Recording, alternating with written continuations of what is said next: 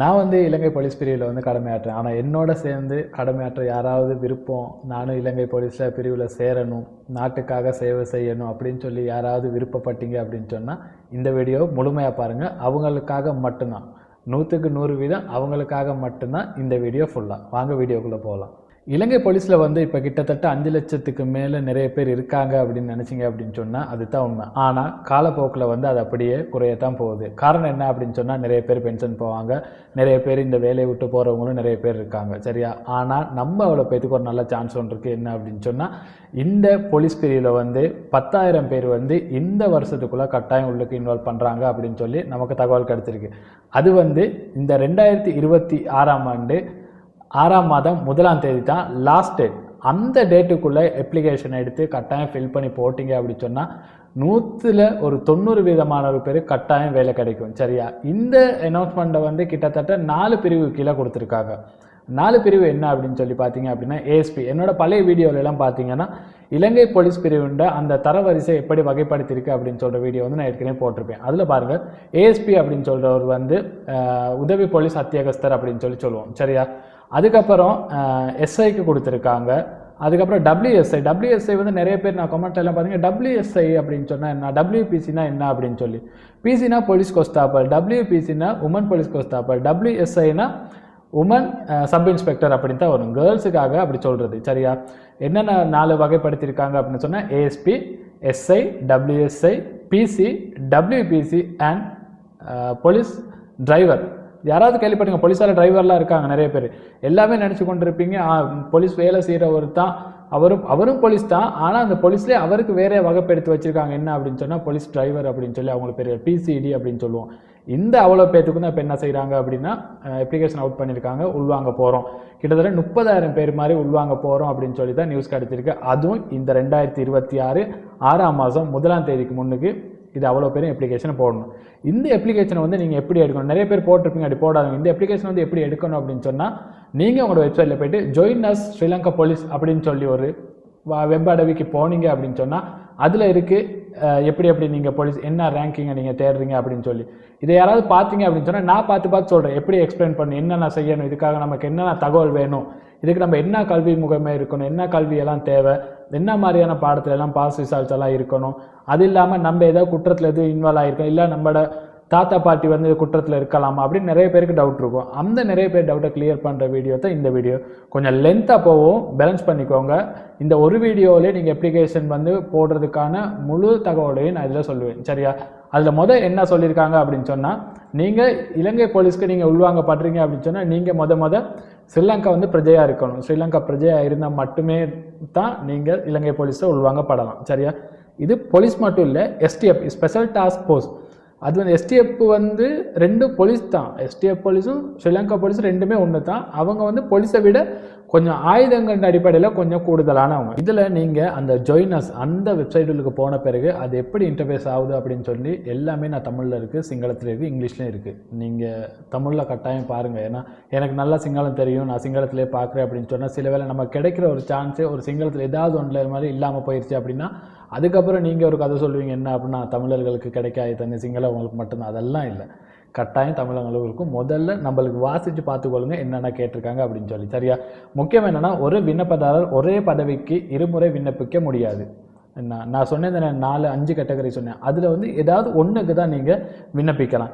2க்கு விண்ணப்பிச்சிங்க அப்படின்னு சொன்னால் நிறைய பேர் அப்படி செய்கிறாங்க. 1ல் இல்லாமல் போனால் இன்னொன்றில் கிடைக்கும் அப்படின்னு 2மே இல்லாமல் போயிடும். அதனால எல்லாமே ஒன்றை செலக்ட் பண்ணுங்கள். உங்களுக்கு எது ஏதோ அதை மட்டும் செலக்ட் பண்ணுங்கள், சரியா? இருப்பினும் பொது போலீஸ் சேவையில் உள்ள பதவிகளும் சிறப்பு அதிரடிப்படையில் உள்ள பதவிகளும் தனித்தனி விண்ணப்பங்கள் சமர்ப்பிக்கலாம். இப்போ ஸ்ரீலங்கா போலீஸும் எஸ்டிஎஃப், அப்போ போலீஸ்க்கு போடலாம், அதே மாதிரி எஸ்டிஎஃப்க்கு போடலாம். அது மட்டும் 2 தடவை போட்டுக்கொள்ளலாம். அந்த போலீஸ்லேயே வர்றது ஏஎஸ்பி, எஸ்ஐ, டபிள்யூஎஸ்ஐ அந்த வர்ற கேட்டகரி இல்லாமல் போலீஸில் ஒரு செட்டில் ஏதாவதும் திரும்ப எஸ்டிஎஃப்ல ஏதாவதும் ஒன்றுக்கு போடலாம் அப்படின்னு சொல்லியிருக்காங்க, சரியா?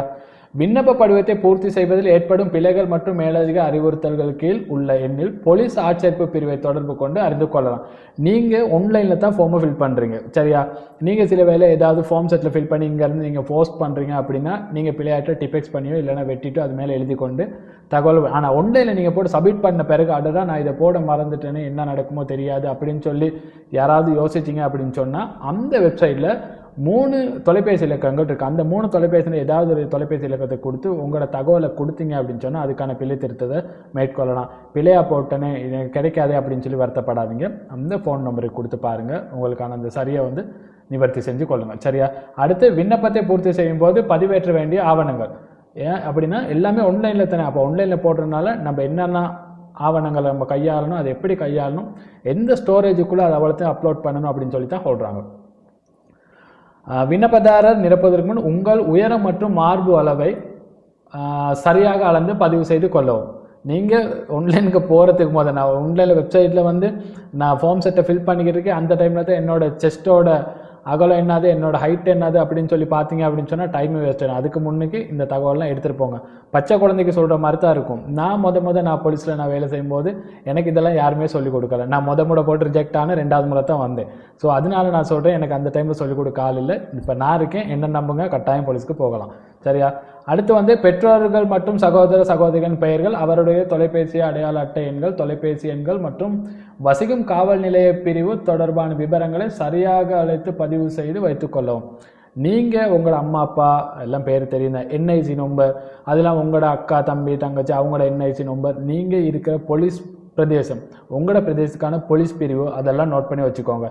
மின்னஞ்சல் முகவரி, வாட்ஸ்அப் நம்பர், ஃபேஸ்புக் பெயர் ஆகியவற்றை சரியாக உள்ளிட்டு URL லிங்க், ஃபேஸ்புக்காக இருந்தால் அதுக்கான லிங்க், இன்ஸ்டா இருந்தால் அதுக்கான லிங்க், நீங்கள் உங்களோட இமெயில் இருந்தால் இமெயிலுக்கான லிங்க், அதை அவ்வளோத்தையும் ஒரு இடத்துல சேவ் பண்ணி வச்சுக்க சொல்கிறாங்க. அந்த இடத்துல நீங்கள் தடுமாறக்கூடாது அப்படின்னு சொல்லி ரெடி பண்ணிக்கோங்க.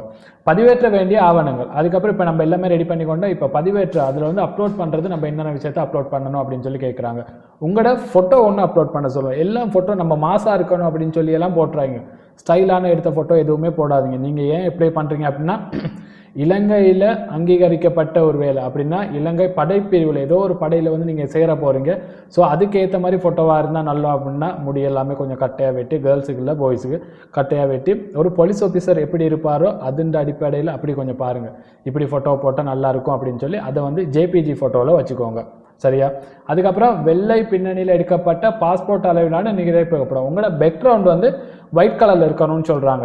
நீங்கள் அந்த யூத் ஐடென்டிட்டிக்கெல்லாம் ஃபோட்டோ எடுப்பீங்க, அது வந்து ரெட் கலர் இருக்கும். அதே சைஸில் மாதிரி நீங்கள் அடிங்க ஒயிட் கலரில் போட்டு. சரியா? அப்படி இல்லைனா எங்கேயாவது எடிட் பண்ணி சரி கொஞ்சம் வச்சுக்கொள்ளுங்க. இப்போதைக்கு ஃபோட்டோ இல்லை அப்படின்னு சொன்னால் இன்னும் இருக்கிறதே கிட்டத்தட்ட ஒரு 13-14 நாள் தான் இருக்குது. அதுக்குள்ளே நீங்கள் அப்ளிகேஷனை போட்டுக்கொள்ளணும். பிறப்பு சான்றிதழ் கட்டாயம், கூட பர்த் சர்டிஃபிகேட்டை கட்டாயம் எடுத்துக்கொள்ளுங்க. தேசிய அடையாள அட்டை கட்டாயம், அதையும் எடுத்துக்கொள்ளுங்க பக்கத்தில். கல்வி தகவல்களை உருவப்படுத்தும் சான்றிதழ், O level A level result சீட்டை வந்து உங்களோட இண்டெக்ஸ் நம்பர் விளங்குறத நீங்கள் எந்த இயர் உங்களோட அந்த எக்ஸாமை செஞ்சீங்க அப்படின்னு சொல்லி கட்டாயம் அதில் கேட்கும். ஸோ அதையும் கையில் எடுத்து வச்சுக்கோங்க. எனக்கு இண்டெக்ஸ் நம்பர் ஞாபகம் இருக்குது, அப்படி இல்லைனா நான் எந்த இயர் செஞ்சேன்னு எனக்கு ஞாபகம் இருக்குது, இல்லைனா என்னோட முன்னுக்கு உள்ளவர் வந்து இந்த இண்டெக்ஸில் தான் இருப்பார். ஸோ அதுக்கப்புறம் என்னோட இண்டெக்ஸ் நம்பர் இது தான் வரும், இந்த அப்படியெல்லாம் வச்சுக்கொண்டு போகாதீங்க.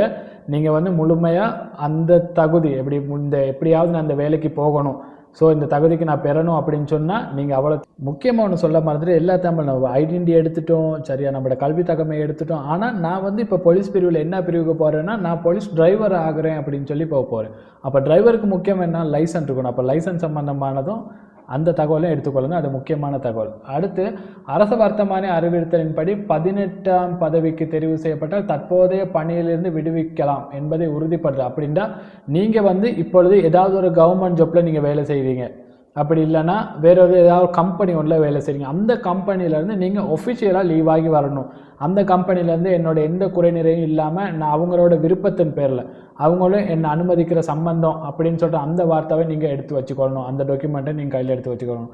நீங்கள் அரச சேவை, முப்படைகள் அல்லது வேறு ஆயுதப்படை சேவை விலகி இருந்தால் அதற்கான ஆவணங்கள். நீங்கள் இதுக்கு சில வேளை ஆர்மியில் போயிட்டு பென்ஷன் ஆகியோ, சில வேளை கமாண்டோ SFO போயிட்டு அதில் நீங்கள் எப்சன் ஆகியோ நீங்கள் வந்திருந்தீங்க அப்படின்னு சொன்னால் அது எதனால, அது நீங்கள் ஒஃபிஷியலாக எப்சன் ஆகிட்டீங்களா, அது சம்மந்தமான தகவலும் எடுத்து வச்சுக்கொள்ளணும்.